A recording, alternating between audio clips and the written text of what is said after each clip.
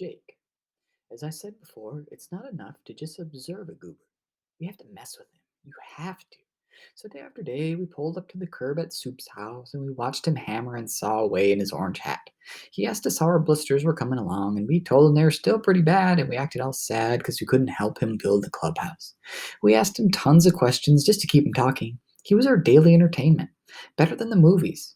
For instance, when we asked him what his favorite subject, he said, "Oh, I would say mathematics. Not just math, but oh, I would say mathematics." Classic Goober answer. If we didn't get a good if we didn't get a good Goober answer right away, we kept digging. Do you have a girlfriend? No. Why not? I'm still a little young for that. You like girls, don't you? Sure. Why? They're people. I like all people.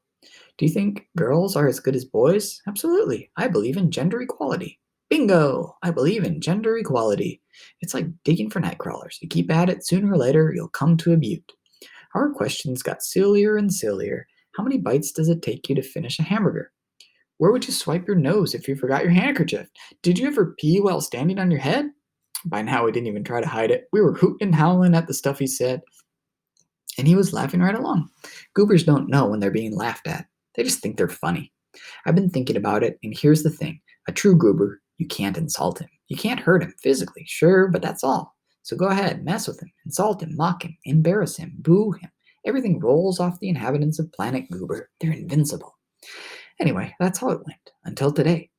Somewhere along the line, Bump asked him where he moved here from, and he said, Gary, Indiana. And Bump said, Did you like it there?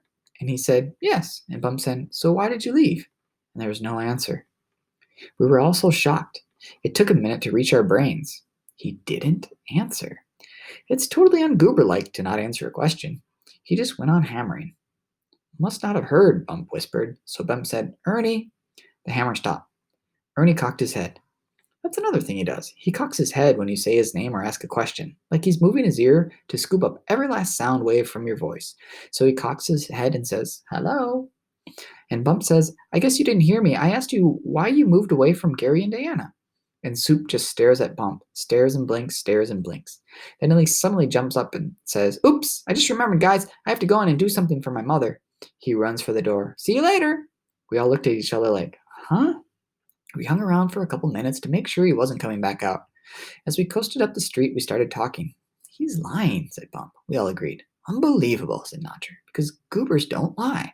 And he acted like he didn't hear you the first time, said Bert, but he did. So that's a lie, too. We pedaled for a while, trying to make sense of it. I figured I might as well ask the obvious question. So why is he lying? We came up with lots of theories. His father is in the mob and they're in witness protection. His mother was a shoplifter and they were kicked out of Indiana. His parents lost their jobs and had to move. Snoop has allergies. Most goobers have allergies. And Indiana was bad for his health. Snoop is a firebug and they had to get out before he was caught. They lost their house in a flood, or an earthquake, or termites.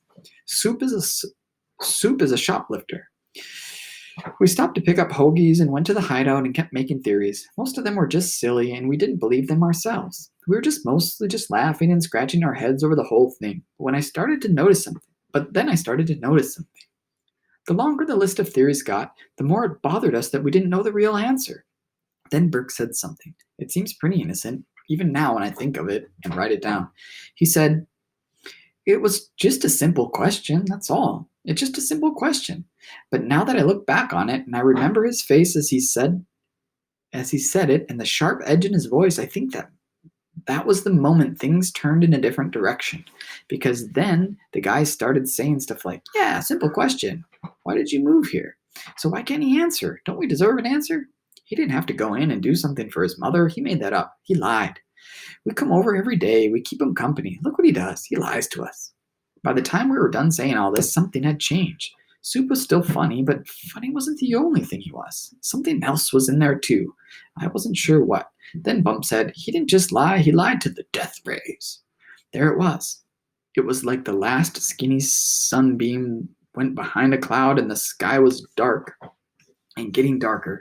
And you know you better pedal for home before you got wet. And then Bump rolled his hoagie paper into a ball and threw it across the hideout and said, He's gonna pay. Lily. I'm getting scared, I told Poppy. We were in the kitchen. He was making me a PB&J sandwich without the J. He forgot to get jelly. There were lots of things his house doesn't have yet.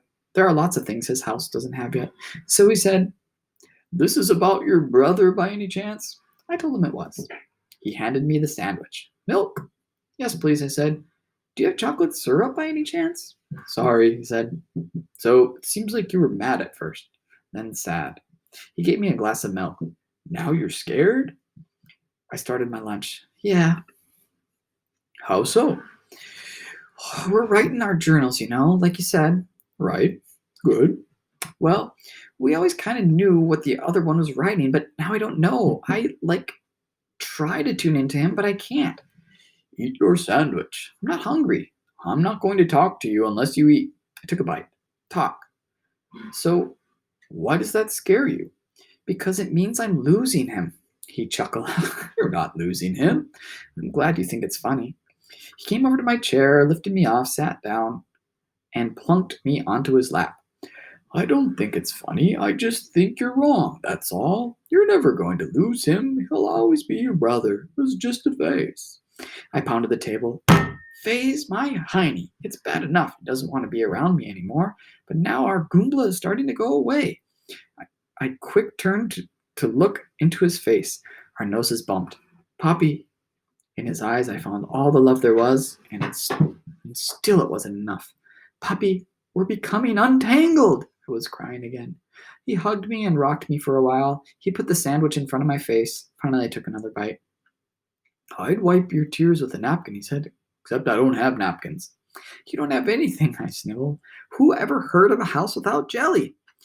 "Let me know when you're finished feeling sorry for yourself," he said. "I have something to say." I wanted to grump for a year, but I only lasted a minute.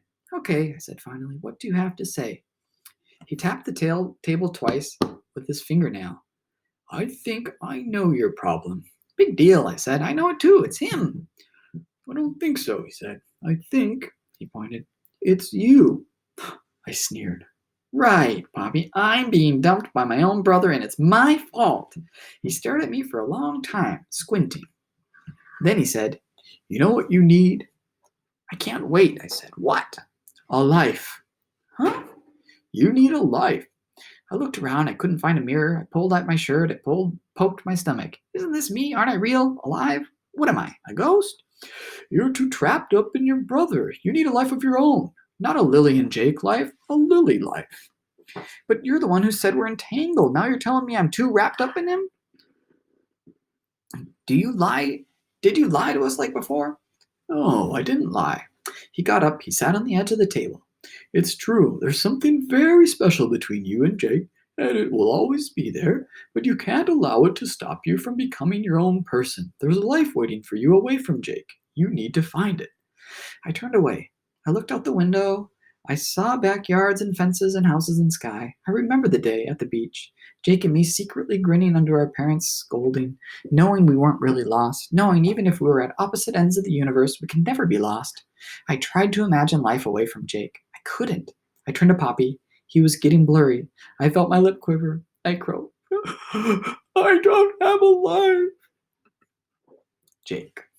All of a sudden, some of that funny stuff about Soup doesn't seem so funny anymore. It's like we see him with different eyes now. Yesterday he made us laugh, today he makes us mad. But I don't think it's happening just because Soup didn't answer a question. Let's face it, he didn't really lie to us. Okay, maybe, technically, it was a lie about having to go see his mother, but that's a pretty harmless lie. And knowing how honest most goobers are, I wouldn't be surprised if it was true.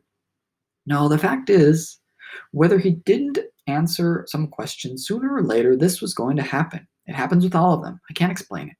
For once, don't blame the goober. The goober never changes. He still says haunt, aunt, or aunt instead of aunt, or he still wears a beaded belt with reindeer on it, or he still can't bounce a basketball twice in a row. No, it's not the goober. The goober's forever. It's you. It's you who changes. Something inside you that used to tickle now feels like a pinch. You're done laughing. You just want to smack him. So today it was different as we parked at Soup's house. For one thing, we were now off the street and back and on the sidewalk, and we were calling him Soup right to his face. Of course, goobers being goobers, he probably didn't even notice. We got an early taste of the new deal when Soup looked up from his work, which today was digging holes. He said, "So, guys, how are those blisters coming along? Ready to jump in yet?" Bum said, "Nah, we ain't jumping in." Soup looked surprised. "Oh," and then sympathetic. "Boy, you guys must have yourself some awful blisters. Do they really hurt bad?" "Nah," said Bump, "they don't hurt at all. In fact, we don't even have blisters." I could see Soup getting a little confused. "Oh, well, that's good." "Yeah, that's good," said Bump. "In fact, we never did have blisters. We just told you that. We lied." Now Soup was standing there blinking at us. Goobers blink a lot. The spade hanging in his hand. All he could say was, "Oh. Yeah, we didn't want to help, so we made up that lie about the blisters. We'd rather just sit here and watch you do all the work." Burke picked it up. "Yeah, Soup. And then when you're done making the clubhouse, well, I'll move in with you." At that point, a normal person would have sneered and said, "Yeah, right," and thrown the hammer at us, not to mention a mouthful of choice words. But goobers are like sponges. They take all the crap you throw at them and just soak it up and nothing comes back. So Soup just breaks out this massive grin and pumps his fist and says, "Yes!" As if the only thing he heard was, "Well, I'll move in with you." Nacho jumped in. "Hey, Soup, how come you wear goggles and gloves?" Soup jammed the spade into the ground. "To protect my hands and eyes," he said. "Did your mommy make you wear them?" "I wouldn't say she made me," he said. She suggested it. And I thought it was a good idea, so he held up his gloved hand so all the world could see. "I did it!" And then I had been holding back, but now the words just came blurting out. "You the man, Soup!" And he gave a fist bump and another, "Yes!" And I'm thinking, hey, yeah, I can do this. "But Soup," said Bert, "nobody else would be caught dead wearing gloves and goggles. Don't you feel like a dork?" And Soup actually leaned on the spade for a second and frowned like he was seriously thinking over the question. Then he gave a quick snap of his head and said, "Nope," and went back to digging. That's how it went. Us asking dumb question after dumb question. If you could compare it to a boxing match, we were jabbing him in the nose. Bam, bam, bam, bam. Round after round. "Hey, Soup, you look bald. Why don't you let your hair grow a little?" "Hey, Soup, where's your Mickey Mouse shirt?" "Hey, Soup, is everyone as cool as where you came from?" "Hey, Soup, where did you get that hanky from? Your grandpa? Is it full of boogers?" And Soup, bless his goober heart, answered every question all serious like it was on a test. Lily. "Poppy says there's two of me. There's the Jake and Lily and there's the Jake and Lily me, and there's the just Lily me. It's the just Lily me who needs a life, because right now she's nobody." "So how does just Lily get a life?" I asked him. I was combing Poppy's long white hair. I had pulled the rubber band off the ponytail. Poppy thought about it. "Attitude," he said. "I think it starts with that, attitude."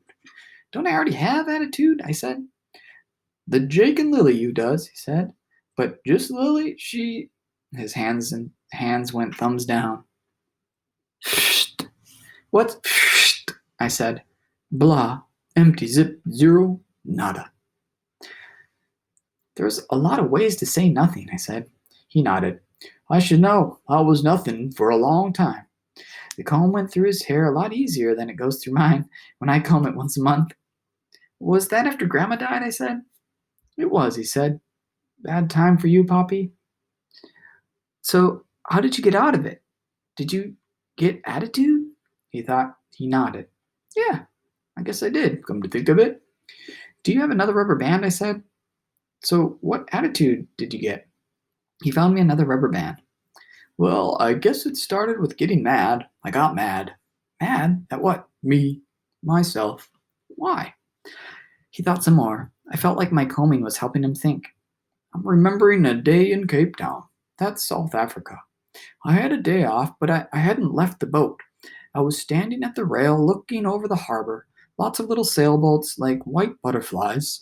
Then comes this speed boot. Zoom! Right through all the butterflies. I watched it till it went out of sight. It never turned, never slowed down, making a beeline to somewhere. And I don't know, something just clicked inside me like, hey, pal, he's going somewhere. Somewhere. He's alive." Poppy shrugged. Next thing I knew, I was mad at myself. Not sure why, because I was a butterfly, not a speedboat, I guess. I went down to the docks and I walked into the city. Ate me some wild oysters. Really just walked, watched, listened, smelled, came alive. I worked my way straight back to California and called your mom and dad and told them I was coming here to live. All because I saw a speedboat. What are you doing up there? I looked down. I started laughing. I guess I was listening so hard to Poppy I didn't notice what I was doing to his hair. I was It was now in twin pop-up pigtails. Without a mirror, all he could do was feel up around there. How's it look? He said. Fabulous, I told him. So, Poppy, what are you saying? If I want a life of my own, I need to go to South Africa? He shook his head, which shook his pop-up pigtails. You need to get mad. Start with that. Yesterday you said you were scared. Mad is better than scared. Well, what do I get mad at? He pulled me around in front of him. He pointed between my eyes. Me? I asked. Who else? It worked for me. How do I do it? That's where attitude comes in, he said. You gotta say to yourself, hey girl, wise up. Look at your brother. He's off having a great old time with his pals. He doesn't need you. And look at you. All you're doing is crying because your big bad brother won't play with you. Boo hoo. Where's your self respect? Toughen up, girl. He gave me a little arm punch. I punched him back. He grinned. Now you're talking. So off we went to do some shopping at the strip of stores 3 blocks away. Since we were talking, we could only buy as much as we could carry. Oh, sorry. Since we were walking, we could only buy as much as we could carry. We got blackberry jelly, chocolate syrup, a used egg-shaped mirror, duct tape, flashlight, batteries, and some other stuff. I kept saying to myself, wise up, girl, wise up. You big baby. As we were unloading the bags back at the house, I said, it's not working. What's not? He said. Getting mad at myself. I've been trying for a couple hours now. I just can't seem to get the hang of it. He wagged the chocolate syrup. Want some? Yes, I said. Maybe I was wrong. Maybe you're aiming at the wrong target. What's the target? What's the right target? He grinned. Guess. Jake? The one and only. He made my chocolate milk and set it on the table. But I'm already mad at him, I said. I bet you could get madder. Took a sip. You think so? Sure. You might only be using 20% of your mad capacity. I'll bet you have a ton left in you. I drank. I thought about it. But Poppy, wouldn't that be dangerous? If I used up all my mad on him, I could blow up what's left of our Goombla. He chuckled and shook his head. No way. You still love him, don't you? Even though you're mad at him? Yes, exactly. And the more you love someone, the safer it is to be mad at them. Love can handle mad, no problem. Cool, I said, and I thought, get ready, Jake. You've got an avalanche of mad coming your way. I was starting to feel a little flicker of life already.